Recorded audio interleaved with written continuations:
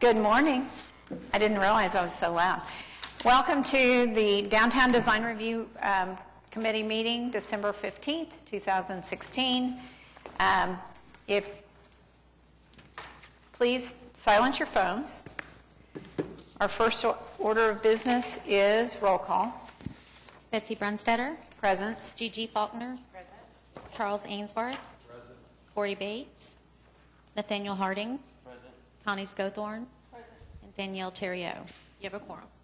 Okay. Did you notice I said presence? I have one thing on mine, yeah. Okay.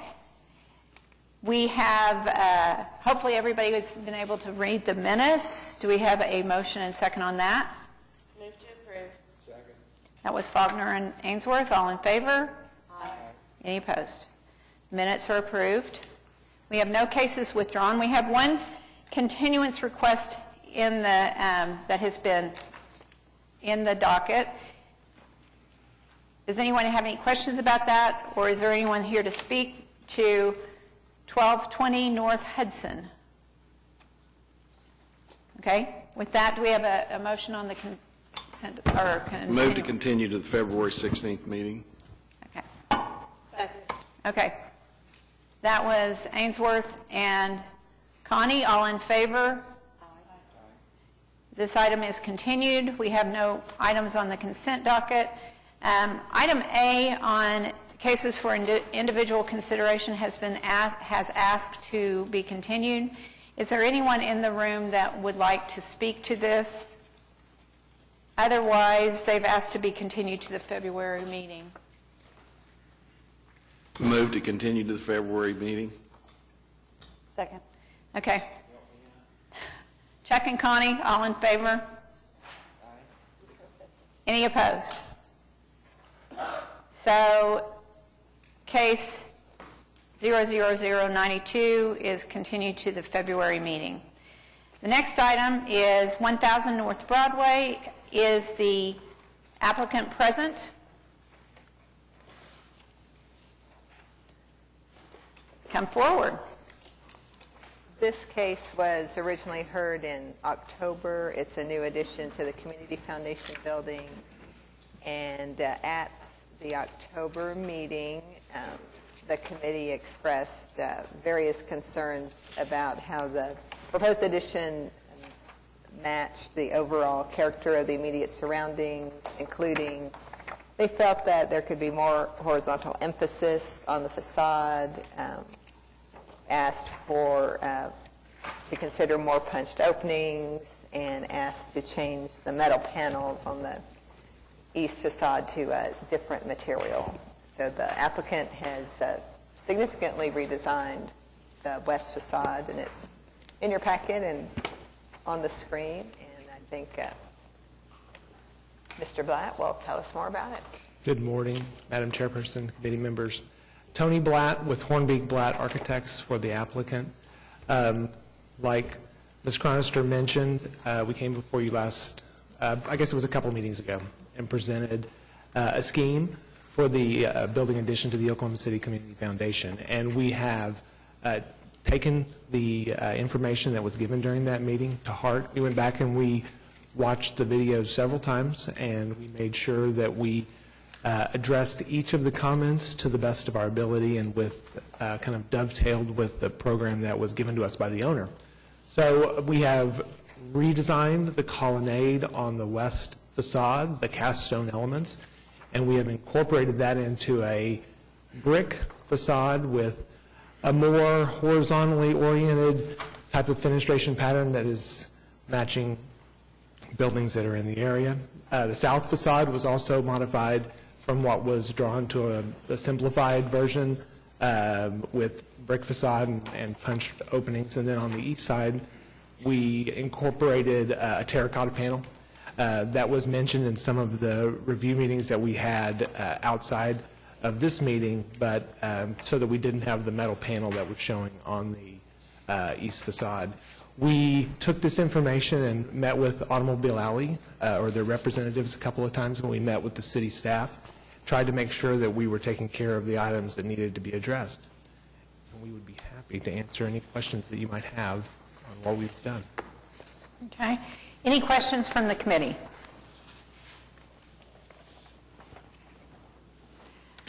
I do appreciate you guys working with us. It is a much improved design. I know that we ask for for no corner fenestration, but I feel like this is pretty limited. I don't know how anybody else feels about that. Okay. Any other comments? I would say that with respect to the corner, we did specifically take care to bring brick to all four sides of that window element and also carry the brick underneath between the first and second floor and over the top. We were trying to reach a point on that. So the replacement for the cast stone kind of colonnade element that was on the west side of the building, that's now brick. It is. And I think it reads a lot more like it's not a major entrance, and that was one of my issues with it. But that brick is a different color, it appears, from your renderings. Actually, so the existing building has two different brick tones on it. One is a wainscot that goes to the underside of the ground floor windows, and then everything above that is a mingle of a different type of brick.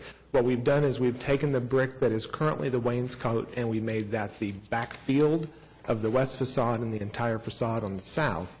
And then the colonnade form with slight projection on the west side, we have used the field color of the original building as that brick tone.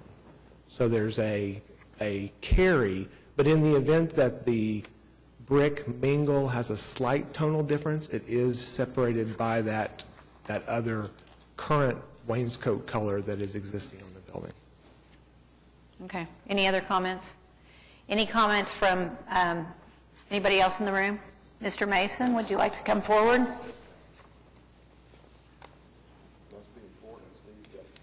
Yeah. Steve, you look great. Hi, I'm Steve Mason. Thank you, Ms. Chairwoman. I'm speaking from 2 points this morning. I own 6 buildings within about 100 meters of this addition, and also I serve on the Automobile Alley Board of Directors. And speaking from both viewpoints, we appreciate the applicant listening to the concerns of the neighbors, and the concerns of this committee, and we support the redesign wholeheartedly. Thank you. Thank you very much. Any other comments, or anyone else would like to speak to this? No? Do we have a motion? I'll make a motion. I move to approve the application on the basis the project complies with the regulations and guidelines of the Downtown Design District zoning ordinance as referenced in section C and D of the staff. Do we have a second? Second. Okay, that was Ainsworth and Faulkner. All in favor? Aye. Any opposed? Thank you very much. We appreciate your patience and diligence. Thank you. Okay, the next item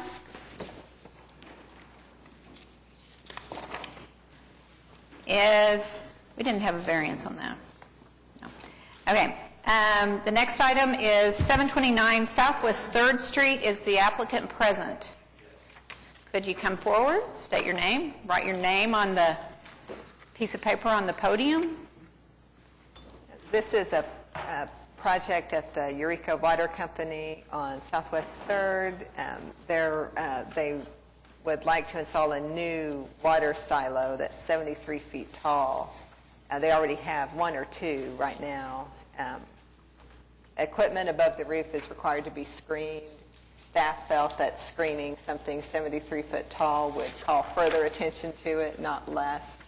But screening, equipment screening is a requirement, so it would require a variance to not screen it. So part of this application is to receive a variance.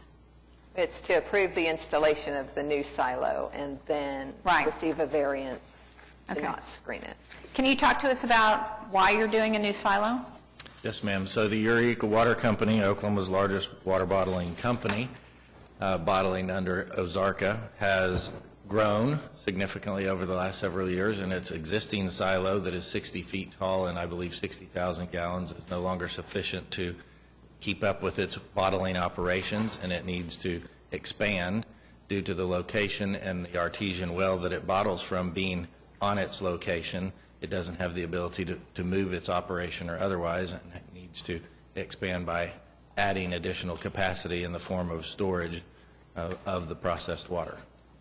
So there's an artesian well underneath this building? Yes, ma'am. That's so awesome. 603 feet deep. Wow. Yeah. So that's why this building is here, and that's why you need another silo. Yes, ma'am.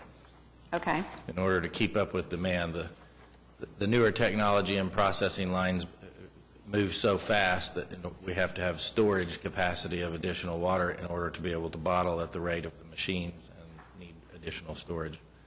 And there'll probably be more demand for bottled water in the future. We sure hope so. So any questions or comments from the committee? I just have to ask, what does artesian mean? That is a great question. I know the answer to that. Artesian means that it is free-flowing once you've drilled the well, that it will automatically is spring-fed and will be pushed to the surface. It does not require artificial means or a pump or anything like that to draw it from below. Good enough. Okay. Any other questions or comments? It looks fine to me. I just wanted to, how does it compare in height to the two? There's only What- one what's in existing there? silo right now. Oh, the other one, Correct. that's just drawn in? Okay. Yes, sir. So it'll be very, very similar. Yeah. That's not the silo in the background. That's the Devon Tower, and it won't be quite that tall. That would be an interesting design thing, though. Exactly, just underneath that. Okay. Any comments from the audience? Do we have any? I'm ready. I'm taking Okay, this over. go for it. I think it's very cool.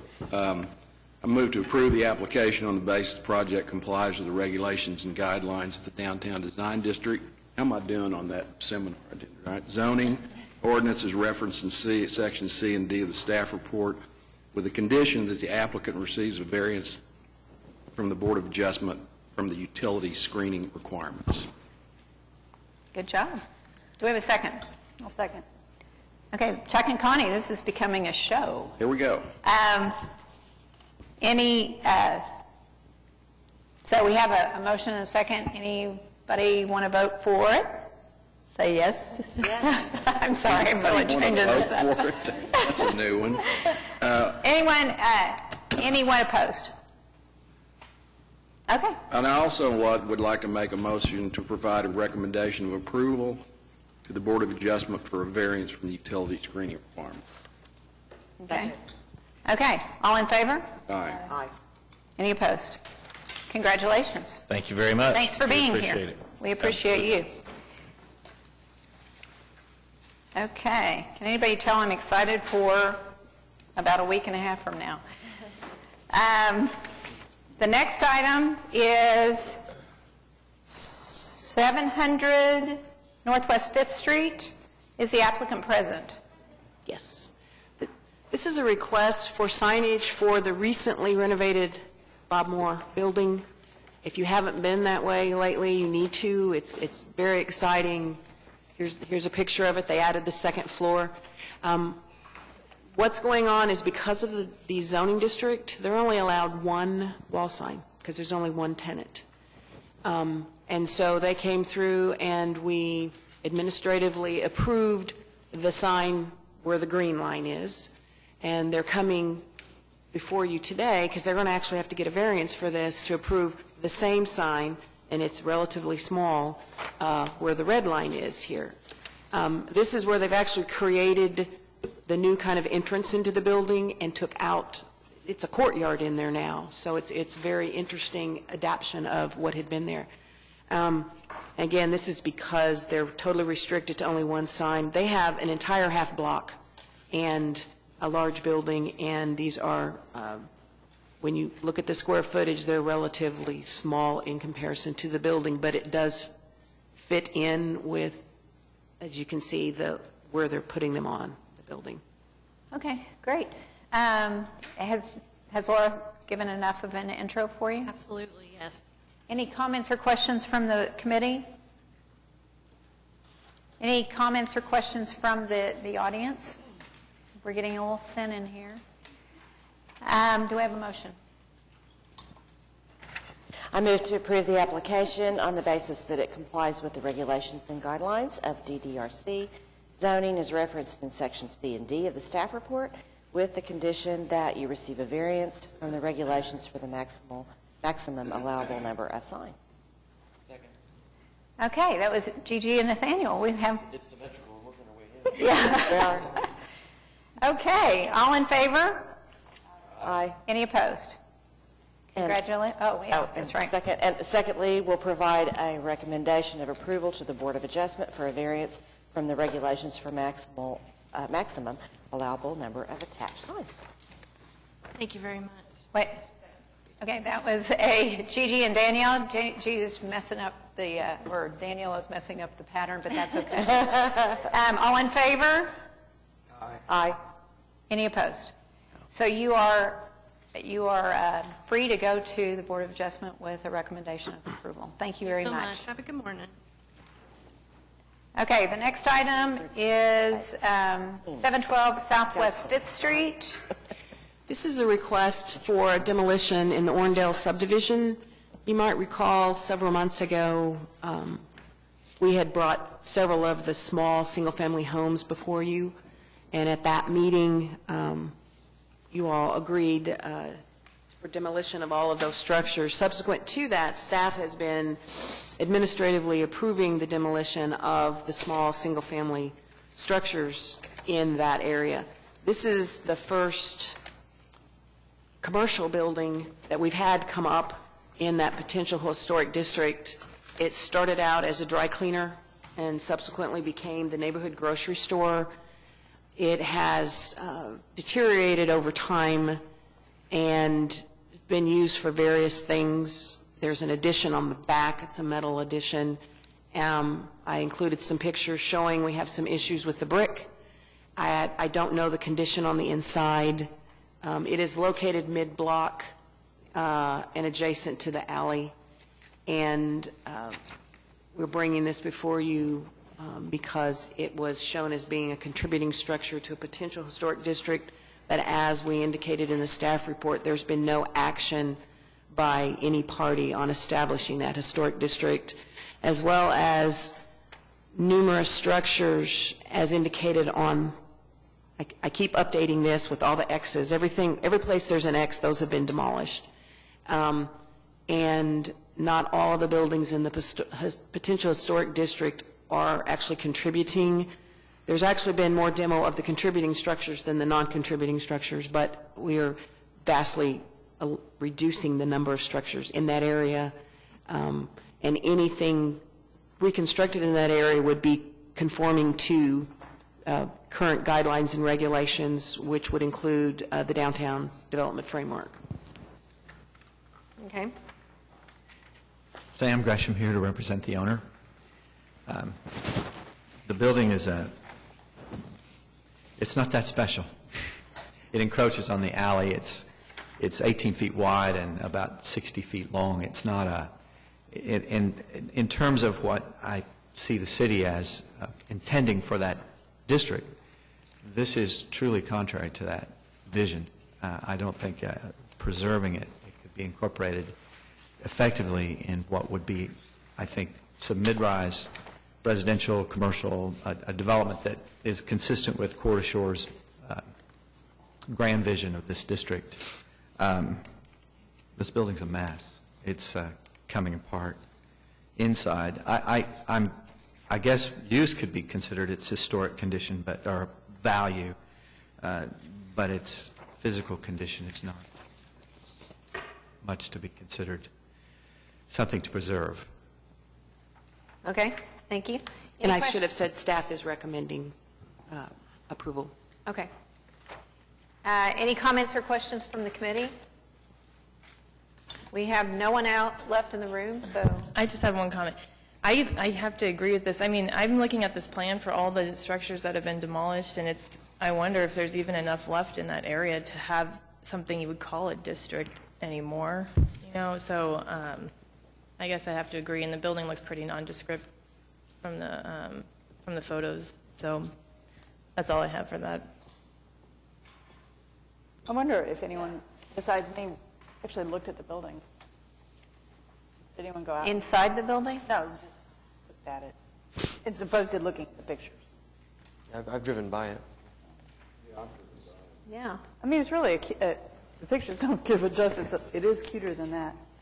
I have to say that we've been tearing these buildings out without plans for replacement. And I don't know, I'm sure there's a big plan. I'm sure somebody has one. But I kind of like to see what's going to happen before we tear these things out. I mean, if it's going to be a district, live, work, play, shop, blah, blah, blah, do your laundry, this could be a building that could establish some sense of history in that district.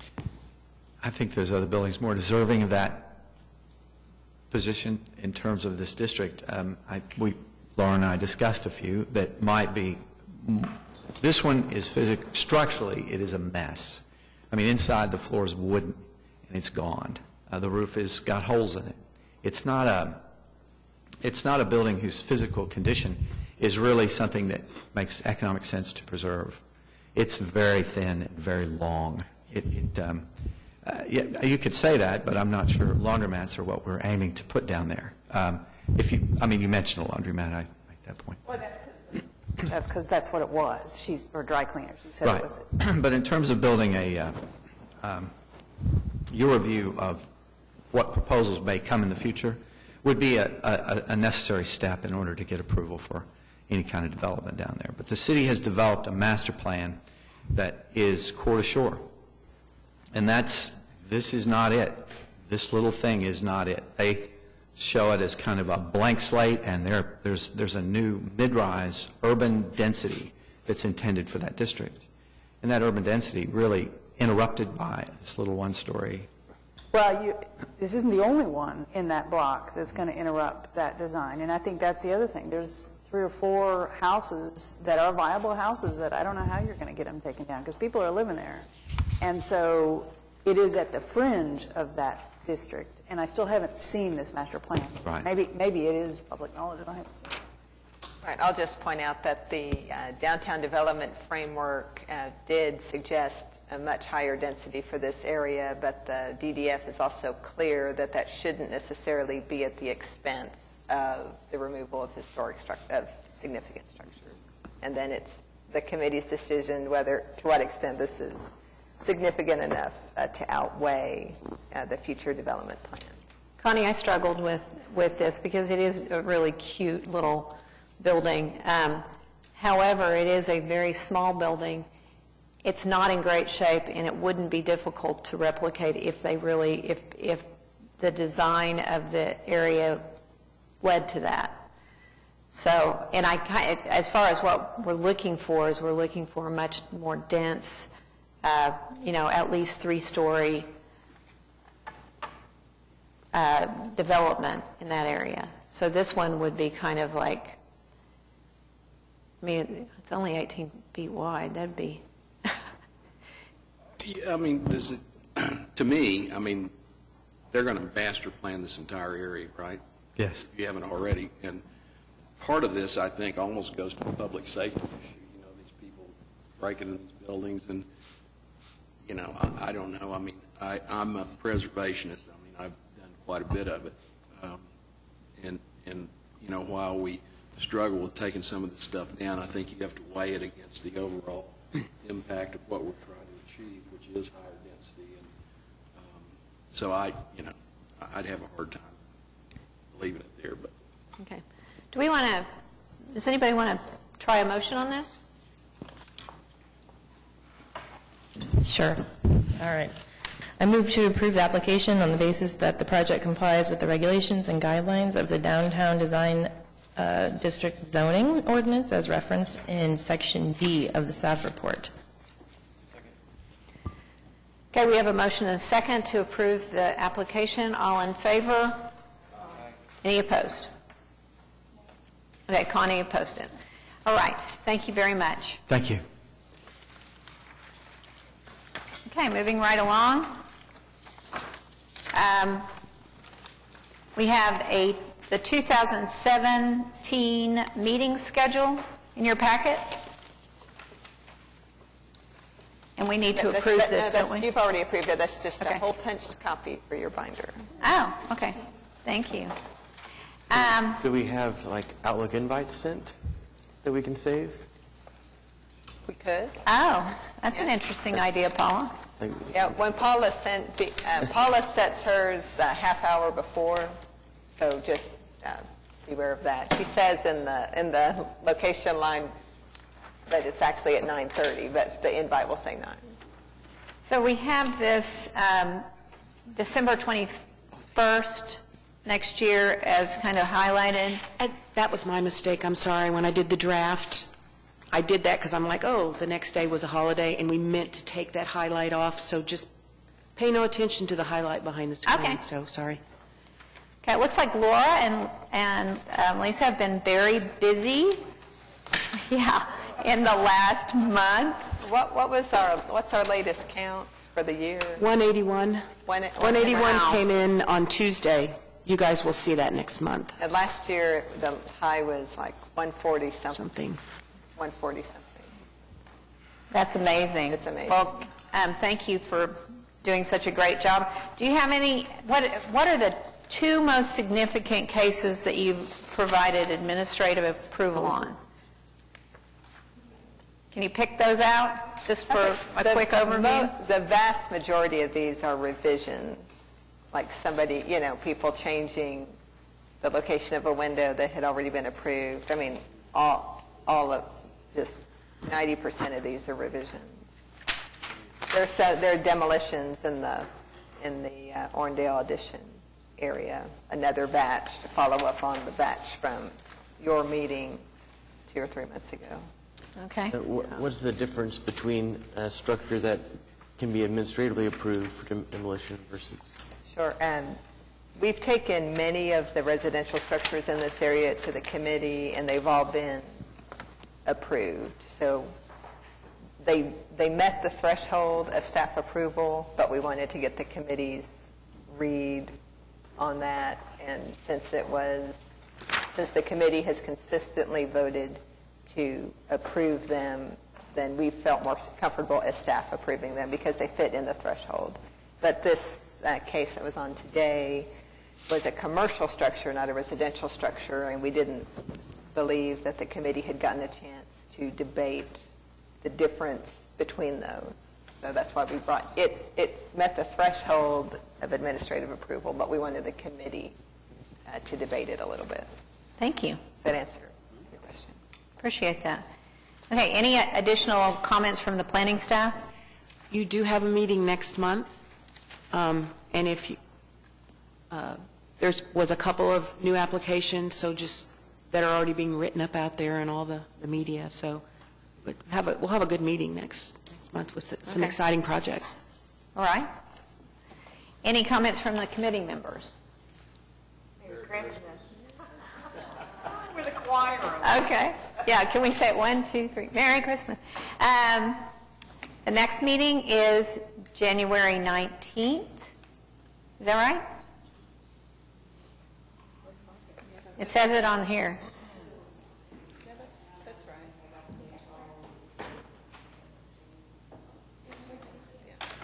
Nope. Okay. And we are adjourned. Thank you very much. Merry Christmas. Have a wonderful holiday.